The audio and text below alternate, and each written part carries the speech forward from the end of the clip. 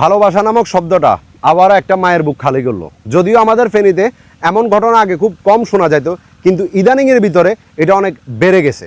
যেমন আজকে যে ছেলেটা, তার নাম হলো মাহিন, এবং সে একটা মেয়েকে অঢেল ভালোবাসতো, কিন্তু ভালোবাসার প্রতিদানে কী পাইছে যদি আপনারা পুরো ভিডিওটা দেখেন অবশ্যই বুঝতে পারবেন।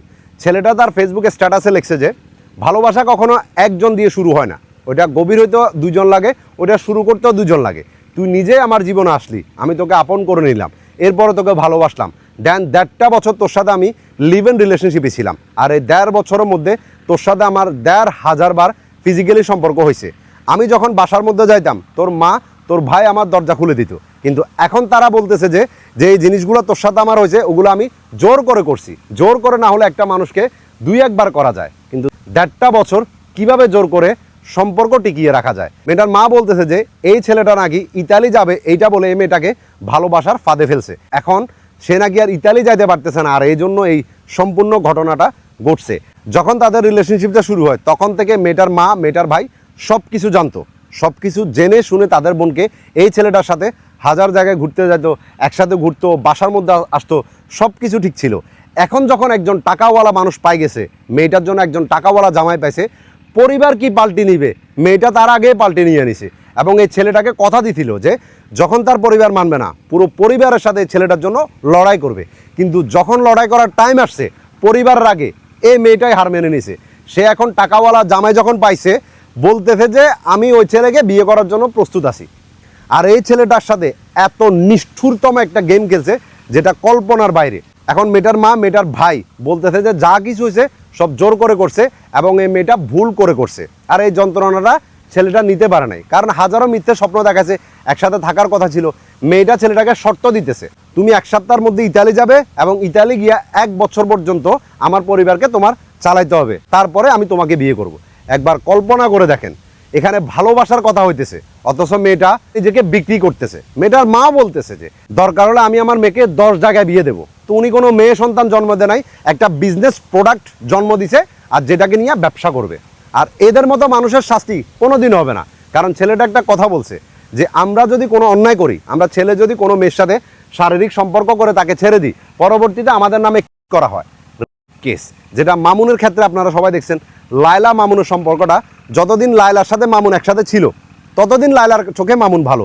যখন মামুন দূরে সরে যাচ্ছে তখন মামুনের নামে কেসের মামলা দেওয়া হয়েছে, এবং মামুন জেলের মধ্যেও ছিল।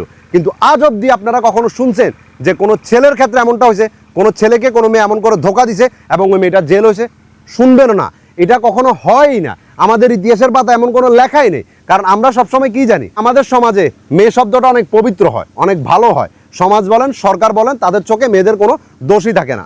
যত দোষ যত কিছু সব ছেলেদের হয়, কারণ ছেলেদের কোনো অনুভূতি নেই, তারা তো একটা রোবট। তাদেরকে আপনি চাইবেন আপন করবেন, চাইবেন ছুঁড়ে ফেলে দেবেন। তাদের সাথে আপনি যা খুশি করতে পারেন, না কোনো আইন ব্যবস্থা আছে, না কোনো সামাজিক ব্যবস্থা আছে। সব সময় এটা মাথার মধ্যে রাখবেন।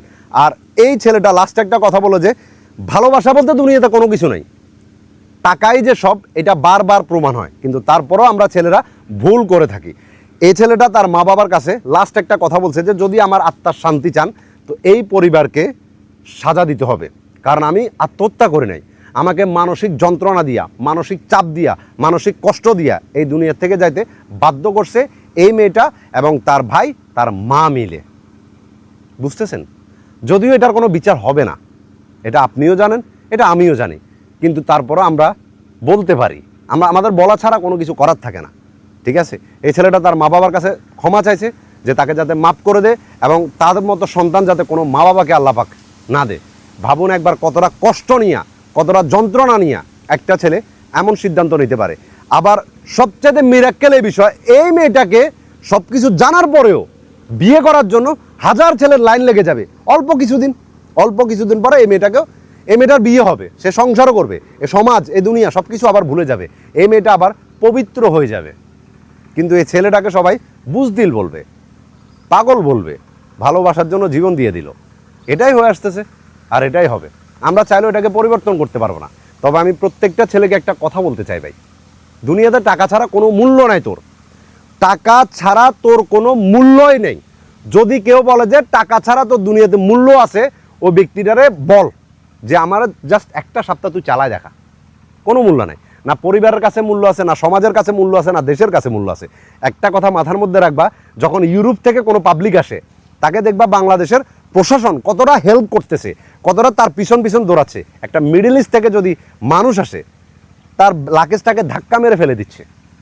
এটাই দুনিয়ার নিয়ম, আর এটাকে তোমাকে অ্যাকসেপ্ট করতে হবে। আমি জাস্ট একটা কথা বলবো যে এই কালনাগিনেটাকে যাতে আমাদের সরকার সাজা দেয়। ভালো থাকবেন।